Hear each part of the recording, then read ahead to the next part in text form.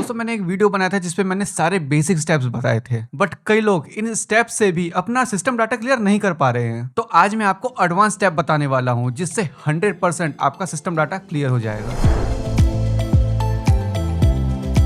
दोस्तों एक बात आपको ध्यान से समझना होगा कि मैक ऑपरेटिंग सिस्टम डाटा को लेकर बहुत सेंसिटिव है और मैक ये बिल्कुल भी नहीं चाहता है कि उसके यूजर का डाटा किसी भी तरह से लॉस्ट हो जाए, और इसीलिए मैक ने वो सारे इंतजाम कर रखे हैं जिससे कि यूजर का डाटा सेव रह सके, और ये सारा डाटा सिस्टम डाटा में ही रिफ्लेक्ट होता है। तो चलिए अब जानते हैं कि सिस्टम का डेटा कैसे क्लियर करें। और हाँ दोस्तों, अब ये ना इलेक्ट्रॉनिक पे बहुत धमाकेदार सेल चल रही है, तो आप हमारा स्टोर जरूर चेक करना।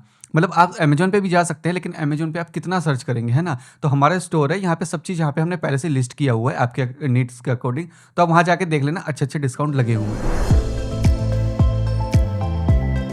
आपको फाइंडर में जाके ये पाथ फॉलो करना है। इसके लिए आपको ऊपर मेन्यू में गो पर जाना है and then go to folder पर क्लिक करना है और इस पाथ को टाइप करना है। यहाँ आप उन सभी एप्स को देख पाएंगे जो आपने पहले कभी इंस्टॉल किया था और उसके बाद अनइंस्टॉल भी कर दिया था। जी हाँ दोस्तों, ये वही सीक्रेट फोल्डर है जिसको ढूंढने में मुझे महीनों लग गए। अब आपको यहाँ से वो सारे एप्स डिलीट करने हैं जो आप यूज नहीं करते या फिर आपने अनइंस्टॉल किए हुए थे, जैसे कि हिल क्लिम। जैसे कि आप देख सकते हैं कि ये मेरे ऐप मेन्यू में भी नहीं है, लेकिन ये अभी तक मेरे सिस्टम ने संभाल के रखा हुआ है। और ऐसे वो सारे ऐप्स जो आप यूज नहीं करते उनको आप कमांड प्लस डिलीट प्रेस करके डिलीट कर सकते हैं।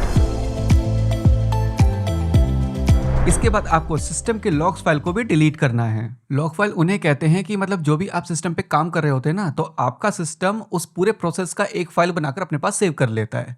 और ये वैसे हमारे किसी काम का नहीं होता है, ये सिस्टम के काम का होता है, लेकिन हाँ इसे डिलीट करना सेफ होता है, तो आप इसे डिलीट कर सकते हैं। तो उसके लिए आपको जाना है फाइंडर में, और फाइंडर के बाद आपको ऊपर गो में जाना है, देन उसके बाद गो टू फोल्डर और आपको ये पाथ टाइप करना है। उसके बाद कमांड प्लस ए से सारा सेलेक्ट करना है और कमांड प्लस डिलीट से सब कुछ डिलीट कर देना है।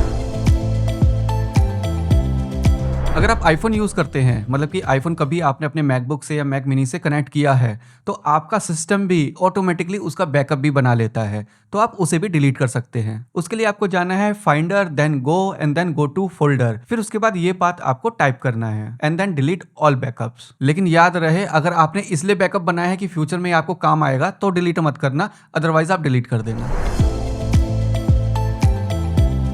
और अगर आप सफारी यूज करते हैं तो उसका डाटा भी आपको क्लियर करना होगा। उसके लिए आपको जाना है सफारी में, उसकी सेटिंग में, देन प्राइवेसी, और आपको जाना है मैनेज वेबसाइट डाटा में, और यहाँ से आपको रिमूव ऑल कर देना है। And for Chrome users, open करें अपना क्रोम, फिर सेटिंग और उसके बाद प्राइवेसी, और यहाँ पे लिखा हुआ है क्लियर ब्राउजिंग डाटा। आपको सब चीज क्लियर कर देना है। अगर आपको नहीं पता तो मैं आपको एक चीज बता दूं, जो क्रोम है ना, ये ब्राउजिंग डाटा इतना सेव कर लेता है कि इसकी साइज 50 GB से भी ज्यादा हो जाती है।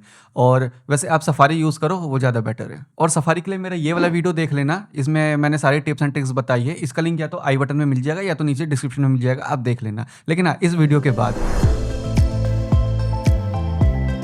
Open Finder and then go to folder and type this path. यहाँ पर आपको उन एप्स के फोल्डर डिलीट करने हैं जो आप यूज नहीं करते। उन एप्स का फोल्डर डिलीट मत करना जो आप यूज करते हैं, ठीक है। जो आप यूज नहीं करते सिर्फ वही डिलीट करना है, क्योंकि कुछ एप्स है ना बैठे बिठाए डाटा जनरेट करते रहते हैं, तो उसकी आपकी जरूरत नहीं है। ट्रैश एम्प्टी करना मत भूलना, वरना स्टोरेज फ्री नहीं होगी। And then restart your Mac. And again आपको यहाँ पे कुछ टाइम वेट करना है, मतलब 5 to 10 मिनट वेट करना है, और उसके बाद आपका जो सिस्टम डाटा है वो आपको पहले से बहुत ज्यादा कम दिखेगा। इसके अलावा कोई भी random memory cleaner app use मत करना, उससे कोई फर्क नहीं पड़ने वाला। और बिना नॉलेज के कोई भी सिस्टम फोल्डर डिलीट मत कर देना, आपका सिस्टम खराब भी हो सकता है। एंड इंटरनेट से कोई भी ब्लाइंडली टर्मिनल के कमांड्स को अप्लाई मत करना, आपका सिस्टम क्रैश भी हो सकता है। एंड इतना सब कुछ करने के बाद भी अगर आपका सिस्टम डाटा उतना क्लियर ना हो जितना आपने सोचा था, तो ये वाला वीडियो जरूर देख लेना। एंड हाँ दोस्तों, मुझे पता है कि आपको मैक में बहुत सारी प्रॉब्लम्स आ रही है।